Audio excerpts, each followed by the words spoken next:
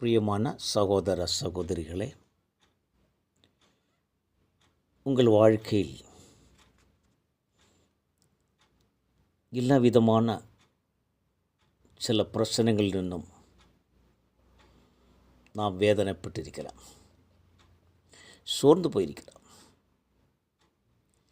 இனி நாம் எங்கே போகுமே, என்ன பண்ணுவேன்னு யோசித்த நாட்கள் அனுமதி இருக்கிறேன். ஆனால் கர்த்தர் சொல்லுகிறது, நீ தைரியமாயிருங்கள்,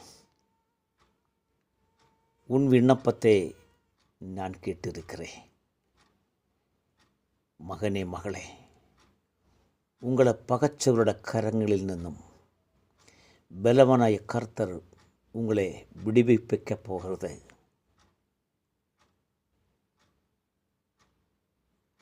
அதாவது வேதாகம புத்தகத்தில் ஹபாக்குக் 4 அதிகாரம் 21 வசனம் சொல்லுகிறது, உனக்கு விரோதமாய் இருக்கிற பைசாச்சிக பந்தனங்கள், உன்னை தடை செய்கிற ஆவிகள், நின்னை துக்கப்படுத்துகிற ஆவிகள், நின்னை பலகீனப்படுத்துகிற ஆவிகள், நின்னுடைய வாழ்க்கையில் முன்னேறாதபடி உனக்காக செய்து கொண்டிருக்கிற அந்தகார கிரியைகளை கர்த்தர் அது எல்லாம் விடுவிச்சு,